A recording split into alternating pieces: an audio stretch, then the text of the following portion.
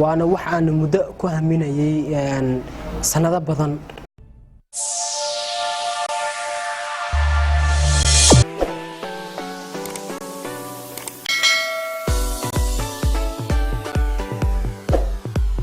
السلام الله عليكم ورحمة الله تعالى وبركاته. داودياشنا غالية عن جعل سنيمات إن نلو برنامج كارا waxaa garabkayga taagan maxamed axmed maxamuud oo ah da'yar ah oo mataqaanaa in badan soo saaray barnaamij gaar ah. barnaamijkaas oo ay daayay dhaqankeen hooyo roobkii laga dhimay xagaagii iyo xasuus baa geeliyay lagu xarageeyaa. maxamed axmed maxamuud oo aan ku noqday soo nooleynta barnaamij idaayo dhaqanka. hadda ku soo dhow walaalaha Fanpage Media Production oo ah mid aalaba u taagan inay da'yarta Soomaaliyeed oo mataqaanaa in badan ku fikiri jiray inay soo saaraan hal abuur. ku soo dhow walaalaha Fanpage Media Production. bismillaah aad iyo aad baad u mahadsantahay walaal, sida wacan aad i qadarisay. aad baan ugu faraxsanahay in maanta aan anigoo bandhigeena ee tahay hobalada hidaha iyo dhaqanka gobolka Hiiraan misana aan wareysi gaar ah aan idila yeesho. waana ku faraxsanahay, waana wax aan muddo ku haminayay sanado badan 2017 ilaa iyo 2019. waana ku faraxsanahay, waxaan rajaynayaa inaan ka guul gaaro. aad baan ugu faraxsanahay walaalaha Fanpage Media Production. waana bandhigeygii ugu horeeyay aan wareysigii aan dhiiba. waana ku dhawaa walaalkay. hadda goormuu dhashtay, intuu ku dhashtay, sanaduu dhashtay? maasha Allah, horta waa su'aal fiican. hadda waa wiil Soomaaliyeed, waa wiil reer Hiiraan. waxa uu ku dhashay Muqdisho. waxaan dhashay 1999 waxaana ku dhashay Muqdisho. waxaana ku dhashay isbitaal Soos. ardayda gobolka wax ka baratana kamid ah. si fiican. marka aad ahaantaada maxamed ahaantaada cad ahaantaada ma is leedahay macnaha barnaamijkan hadda aad soo waday ma sii wadi doontaa mise heer nooca jecesha inaad ka gaarto? wallahi ma sha Allah, waa su'aal fiican. barnaamijkan waan sii wadi doonaa ilaa inta aan noolahay. run ahaantii dawladda Soomaaliya ma laha barnaamijkan. haddii ay leedahay xataa waxaa jiro qurba joog oo wadamadaas shisheeye ku kala nool oo barnaamijkan ayaga isku xil saarta soo qabato. aniga waxaan rabaa barnaamijkan waxaa la yiri shaqo markaa bilaabayso gurigaaga ka bilaaw. si fiican. bari ka maalin stepka haddii aan gurigayga ka bilaabin si fiican su'aalaha la isweydiinaa waxay tahay cadde marka hore intuu ku dhashay intuu soo hawsha ka bilaabay. si fiican. run ahaantii aan reer Hiiraan nahay, reer Hiiraan ka bilaabay ilaa iyo waxaan rabaa in aan gaaro ilaa federaalka. si fiican. hadda wuxuu noo sheegay inuu ku dhashtay magaalada Muqdisho, dalka caasimadda dalka Soomaaliya. waana arday oo in badan ku dadaalay inuu horumar ka sameeyo gobolka Hiiraan. marka waxaad had iyo jeer u taagan tahay inaad soo nooleyso barnaamijka hidaha iyo dhaqanka. wallaahi waa arrin wanaagsan.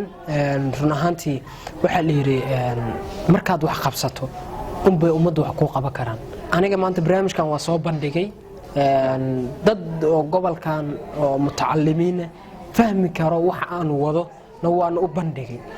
insha Allah haddii ay wax ka qaban waayaan waxaan isku xil saarayaa inta nafta igu jirto in aan barnaamijkan hirgeliyo.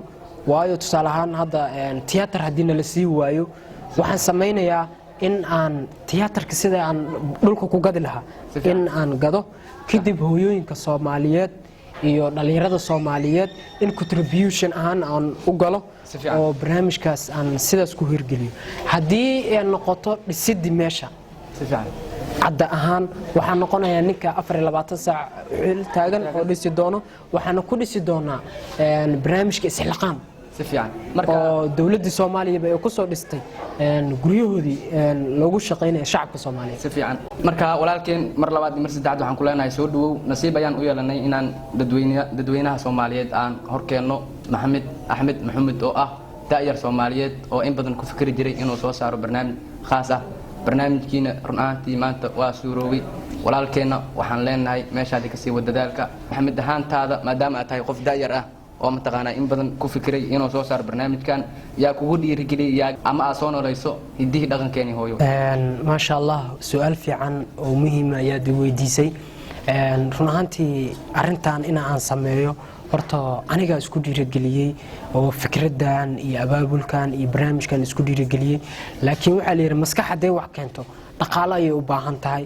run ahaantii dad aan aad u jeclahay ayaa jirto oo aad iyo aad garbiisiyay hooyooyin Soomaaliyeed oo aan dhihi karo waa hooyooyin dalka iyo dadka iyo diinta iyo ubadkoodaba jecel inay garab istaagaan ayaa dhaqaalaha dhankooda igu kaabay. sidoo kaleeto ururada gobolka ka jiro ururka wacyigelinta iyo horumarinta bulshada oo markasta u taagan dalkiisa iyo dadkiisa inuu wax u qabto oo garab igu siiya asigana sidii barnaamijkan uu u hirgeli lahaa.